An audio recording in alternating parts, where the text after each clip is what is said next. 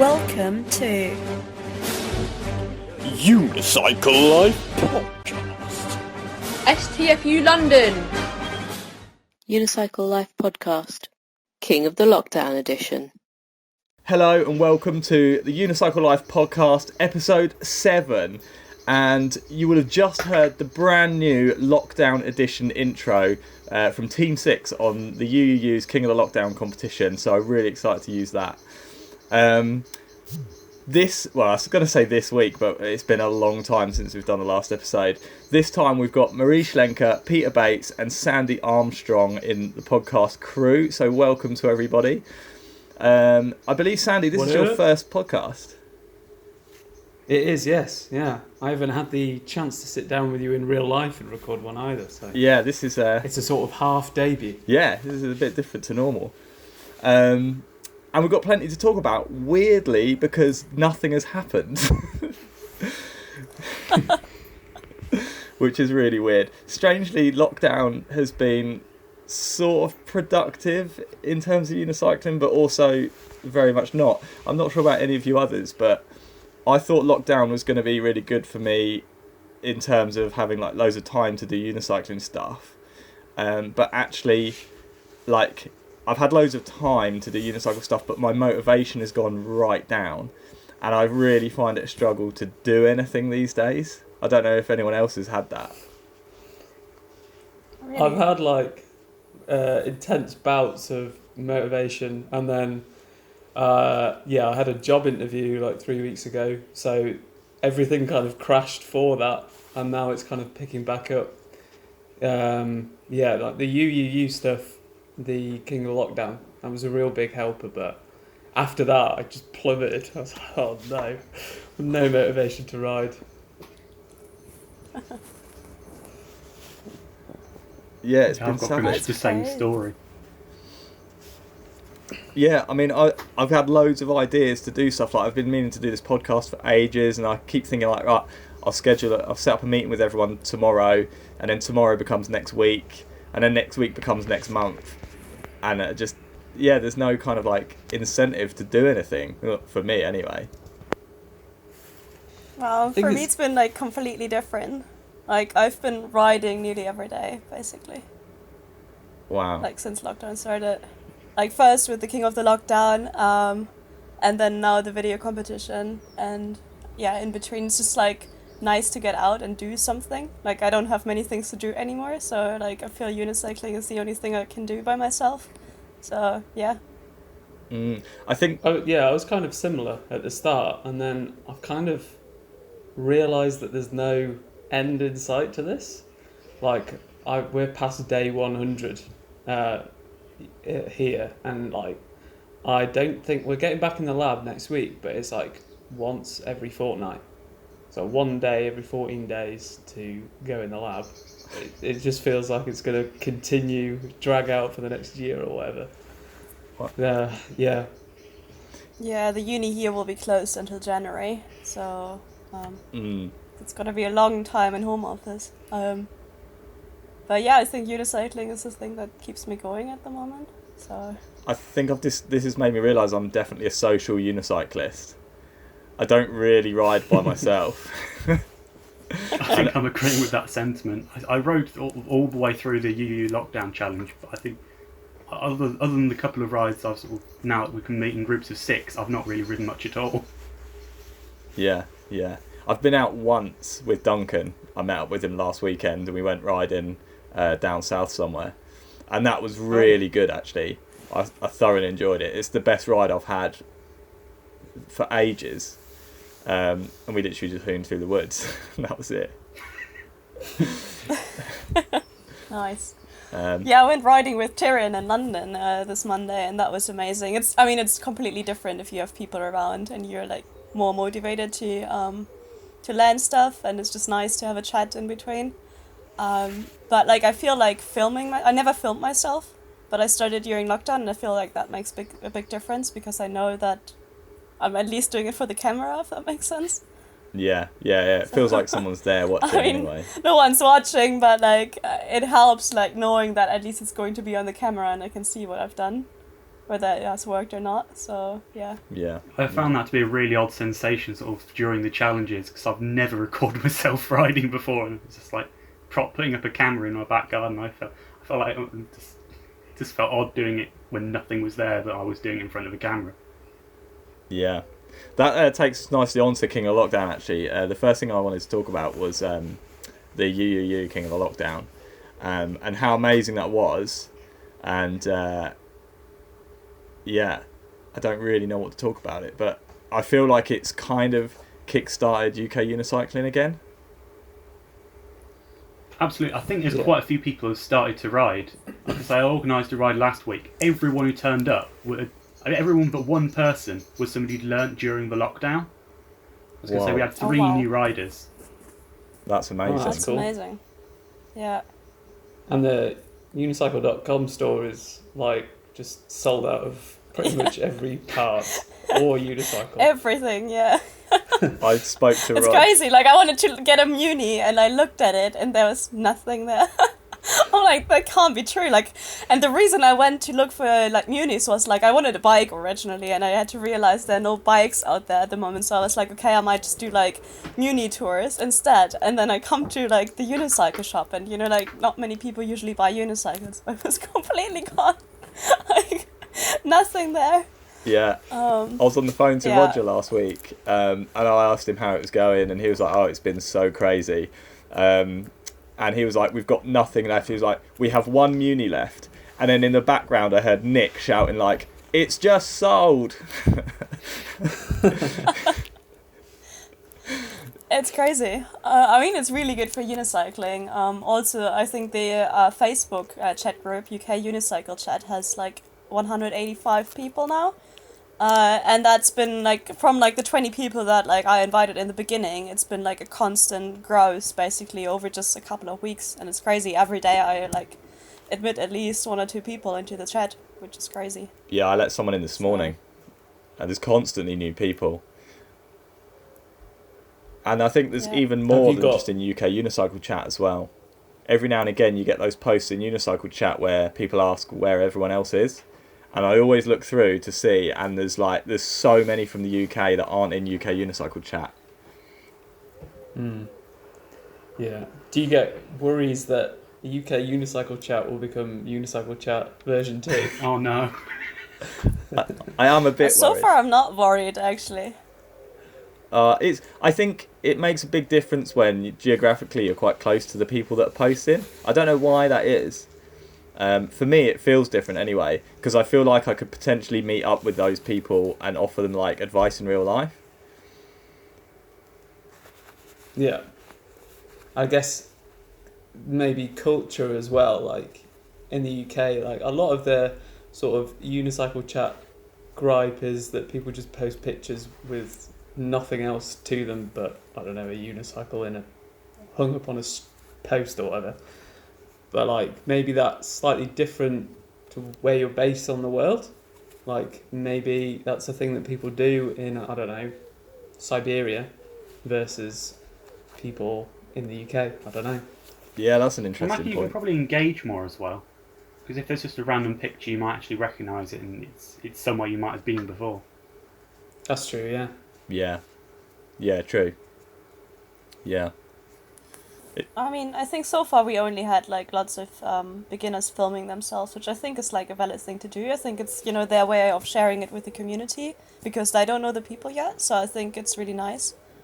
And I don't mind if, you know, like more people start doing that actually. Yeah, I don't mind when it's because like... we can motivate them to come to the rides and things like that. I think it's a really good starting point to just comment on them. And I'm trying to comment on a lot of the post like more than I would do in Unicycle Chat actually. Yeah, me too. I'm trying to give out advice because people are obviously posting and they're after advice, and I'm definitely trying to make an effort to give advice as much as I can, more than I normally would.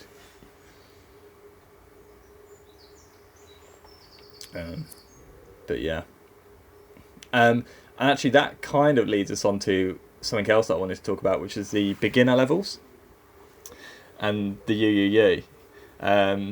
Because for anyone listening who doesn't know, the UUU is the Union of UK Unicyclists, and we're trying to revive it again because it's been dormant for a number of years, and so we're trying to kickstart the UUU again, and we're doing so by designing some unicycling levels, and we're starting with the beginner levels. And I think by some kind of fluke we've done this at literally the perfect time, because there are more new riders coming in now than at any other time, I think, that I can remember in the last 15-20 years in unicycling. So I think we've done these levels at the perfect time. We're starting with the beginner levels, and then the idea is once you've completed the beginner levels, you can then go on and choose a discipline that you want to kind of specialise in, and we're going to do levels for each of those disciplines. But at the end of the UUU King of the Lockdown competition, we released the beginner levels, which are out now and they're on the UUU website. I'll put the link in the description. And I'm really excited about these. And I know Marie is as well. I can see her nodding. Yeah, I'm definitely excited about it. The hype is real. It took quite an effort. Like, we've been talking about this for, well, definitely over a year, like from the first conversation that we had about it. And there were so many people involved, looking at these, helping, having ideas, reviewing them, trying them. So it's not just something that we came up with and made some levels. It's actually been tested quite a bit. And I'm really excited that we have the first ones out there now, and we're currently working on the discipline-based ones. And yeah, I think they're coming along nicely. Yeah. I'm really excited to hear feedback from like real people that are going to download them and try them out. Because obviously we've been testing them ourselves, and we've been testing with sort of people that we know, but we haven't tested them with like absolute beginners before, or people that we don't know. So I'm really excited to see or to get any feedback on them. Yeah, I just realized I need to check the email address, actually, that people sent the like full booklets to. See if anyone's I haven't actually done that yet. You'll have like 50 certificates to hand out or whatever. Yeah, I mean, I think we said we do it like, every couple of months because we can't do it on a continuous basis, but I should really check the email address. Yeah. I just had an idea, actually. It'd be cool if we took booklets to rides, especially like what Pete was saying, when all those people that turned up to that ride were people that had learned during lockdown. I was just thinking now, I'll print some off and take them to the next ride. Yeah, that'd be cool. I'm really looking forward to coming out and getting out with the Northamptonshire lot as well, or the Midlands lot, whatever they're called now. There's quite a few now. I'd say most of them sort of started in the past few years as well. Yeah, it's really cool. The group's getting quite big. Moving swiftly on, the next thing on my agenda is new impact products. I don't know if anyone's seen the UDC post from yesterday. There's a load of new product coming, and I think it's mostly impact. I've certainly, the stuff I remember is impact, but that's... I think the post was about impact mainly. Yeah. Yeah, there's cranks, right? They're new Eiffel Towers. Yeah. Yeah, I think. Well, you say new. They're Eiffel Towers that are a different colour. I know. Groundbreaking technology. One part of it is that the back end towards the pedal is reshaped, but my eagle vision couldn't work that out from the pictures. What had changed? Yeah, I think he's done a bit of work on them. I think there's either more or less machining out the back of them, and I can't remember which way around it is, so I don't want to speculate. But yeah, there's definitely something that's different about them. I think they look nicer though. Their weight. I think they're really... They should have been that colour from the beginning. Yeah, they pop quite nicely to the eye. And I think a lot of people like to remove the paint from their frame. So I think, either you have your frame painted or you have these polished cranks, or you could have your unpolished frame. Yeah. Or whatever. Yeah, they look really nice, I reckon. Or you could have a completely raw Yune. Everything stripped.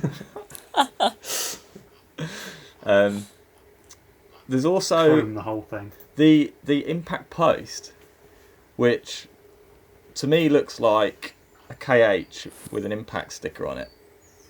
I was going to say, it is in conjunction with KH, isn't it? It is, yeah.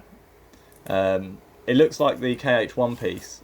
I'm on the UDC site now, and it says all new seat post. So there must be something different about it. I mean, what's the diameter for the seat KH post? It's 27.2, but I think they're doing 20. I think he said there was going to be 25.4 as well. Oh. I'm sure I saw that in the post, although it doesn't actually say that on the unicycle.com website. But the picture they've got is 27.2, which obviously is the better one to have. I noticed that it said that it fits impact saddles with the shape between your saddle and the actual seat post. Is there any difference between the kind of curvature of a seat post from, say, KH saddle to an impact saddle? I think because I recently tried an impact seat post. I don't know if it was like the first iteration of that or this new seat post that's coming out, but it kind of didn't fit my KH saddle all that well, so I swapped it out. How did it not fit? Because I know that the newer saddles tend to be flatter, and the older saddles had more of a curve. Yeah, I think I might have the more curvy because a lot of the metal didn't actually touch the plastic underside of the KH base. So I'm wondering that maybe it needed a flatter saddle. Yeah.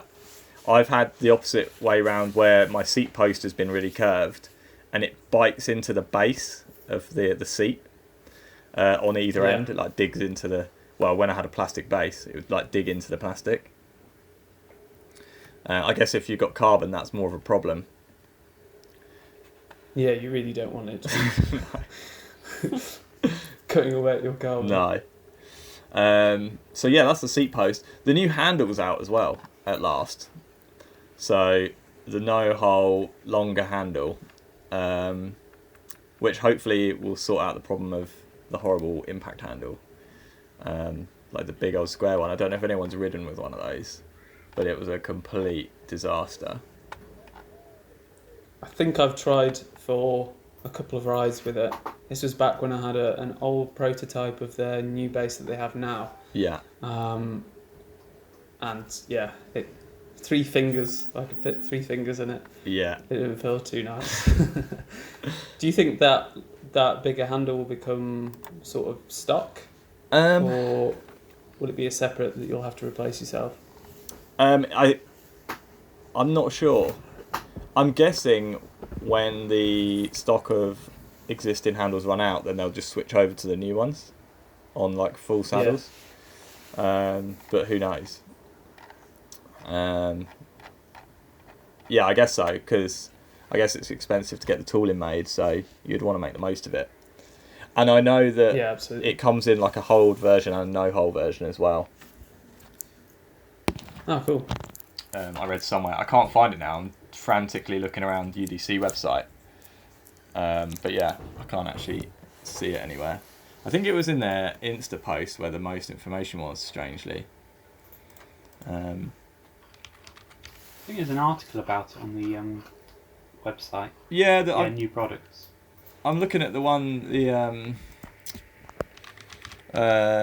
Impact, unicycle.com blog, and it's just got about the Impact products.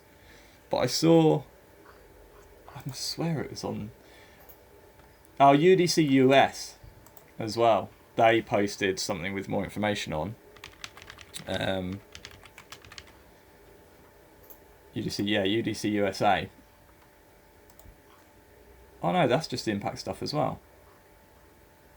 I'm sure there was more. There is, because I know that there's an air seat, which I might actually test that out on my Muni. Because the last time I rode an air seat, it had a 12-inch inner tube inside it and duct tape as a cover. And it was about 17 or 18 years ago. Sounds like a professional setup. Oh, that was professional back then, yeah. And it literally had like the inner tube valve sticking out the back of the seat, and you had to just like pump it up or let it down depending on how soft you wanted it. Was that announced? Sorry, was that new one announced recently? Yeah. With that. Oh, okay. So it's got cool. It's got like pockets of air inside it, like in the foam, like trapped in the foam. So it'd be interesting to see what that's actually like to ride. That was it on my list of stuff to talk about, to be honest. Oh no. It feels like not a lot's happened. I think stuff is bubbling under the surface, like happening. Like I feel like the first ride that we have after lockdown is like completely relaxed is going to be intense. I think there's going to be a huge turnout. I think it's going to Yeah. feel quite strange Definitely, for yeah. travelling as People- well. Like, for people who like drive to the rides or whatever, I imagine it'll feel all right. But I'm going to be getting on a train, most likely through London, to get somewhere else. That's going to feel quite intense after being locked down for 100 days. Yeah, although I had to take a train on Monday because I needed a passport. So I had to go to London for a passport application. And it turned out to be really empty, so I had the whole carriage for myself. And I was really worried because obviously trains and I pictured a lot of people actually, but it turned out to be alright. And I mean, I don't know what it would be like when the rides are allowed to happen again, because obviously, I guess at that point more people would be taking Yeah, the train. I've got a feeling after Yeah. the 6th of July is when they're Yeah. kind of calling off the lockdown, right? I imagine things will start to pick up quite quickly after that. Yeah, it's going to be an interesting time for sure. I'm so ready for a unicycle meet though. Yes. Yeah, same. I never realised. I mean, before we started doing STFU rides like once a month, we used to do a ride maybe once a year. And I couldn't imagine what it'd be like having a ride every month at that point. Like if you'd said to me we're going to do a ride every month, I'd have been like, holy crap, that's way too often. You can't have one that often. But now it's like, I just want to meet up with everyone once a month, please. Yeah, I miss these really. Like, yeah. Is it the rides or is it Looking spoons? forward to. Well, I've got a bit of a dilemma now because I really like the spoons part of the rides, but but after what he did to all his employees, I really don't want to go back there. Yeah, So we find might- a local alternative. Yeah, we might have to start going to like small local places instead. I mean, local places could be fun. Yeah, Equally as grotty. don't have a vegan breakfast though. Not for £4 or whatever. Yeah, we might have to find an alternative to spoons. Sadly, I'm hoping we get loads and loads of new people turn up to the first one. And actually, kind of on a related note, I've been talking to Tom and Molly at Radical Bikes. Obviously, we missed the UK Trials Championships this year, but they've been talking about doing an event when the lockdowns are released. Maybe a combined event. So it would be like bikes and unicycles and everything. So that'd be like Radfest. Yeah, it'd be like STFU. yeah, like Oh, that'd be Radfest cool. on acid. So nothing's confirmed yet, but it's a possibility. It'd be really cool. I bet there'd be a mad turnout for that, just with the bike riders as well. Yeah. It'd be a swarm. It'd be like a legit festival. Right, so I've just seen we've got 2 minutes left on this, so I'm going to wrap this up. So, everyone that's listening, thanks for tuning in. It's been a bit of an odd one this time, although I think this works fairly well. When people are listening, I don't think it will be too different to a normal podcast, so hopefully, that'll be good. But yeah, this is now on the YouTube channel because I didn't want to pay for SoundCloud, so subscribe to the YouTube channel to get new episodes. Apologies to all the regular listeners who have to wait literally like 3 months. I think we did the last one in March when we could all still meet up in real life. So yeah, apologies for the massive gap. But this seems to have worked quite well, so it'd be cool to get this a regular thing until we're all allowed out again, and then it'll probably die again. But yeah, thanks for tuning in. Links to all the stuff we've been talking about are in the description, so if you're interested in any of the topics we're talking about, go down below and hit the links. And thanks to all of you lot for joining in and just chatting shit about unicycling for half an hour. It's been great. Chatting shit is one of my specialties. It's what I like to do on a Saturday.